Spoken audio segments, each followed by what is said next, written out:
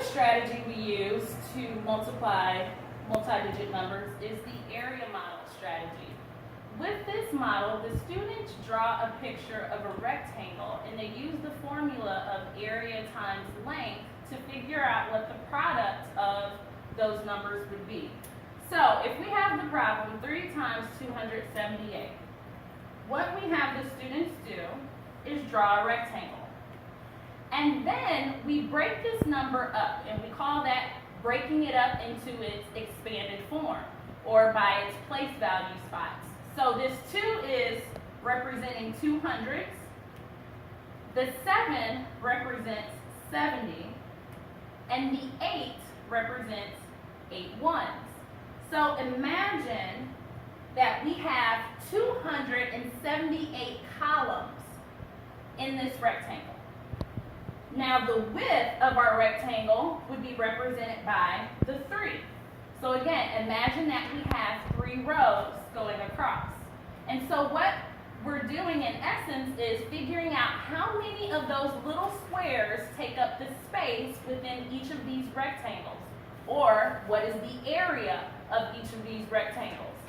We find each of these separate areas and then we add those together to get our final answer. In this case, the students, if they're very strong with their basic multiplication facts, they know 3 times 2 is 6 times 100, because this is in the hundreds. This would be 3 times 7 is 21 times a 10, because it's a 10. And then this would be our basic 3 times 8 multiplication fact. And so 200 times 3 is 600, 70 times 3 is 210, 3 times 8 is 24. And from this point, the students can write it out and then add it up. And so the final answer is 834. Now, we also can use the area model when we're doing 2-digit times 2-digit multiplication. We really stress using the area model for this one. Instead of teaching the students the standard algorithm for this, we're working on place value understanding. They do not need to know the standard algorithm for this until the end of 5th grade, sometimes 6th grade for some of the bigger numbers.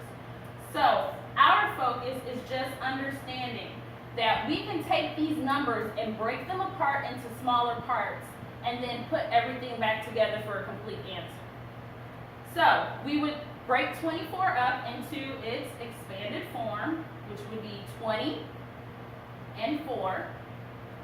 And then 12 we would break up into its expanded form, which would be 10 and 2.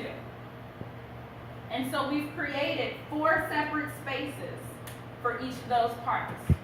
And again, area equals the length times the width. And so we're going to find the area of each of those separate rectangles.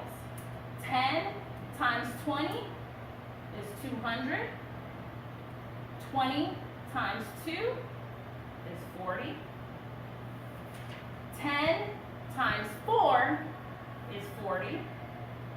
And then 2 times 4 is 8. And from this point, the students add up what's in the box. So we have 240 plus 48 gives us a final answer of 288. So whenever possible, we are really stressing for the students to use these strategies in order to not only get to the correct answer, but to have a better foundational understanding of what we're doing when we're multiplying large numbers.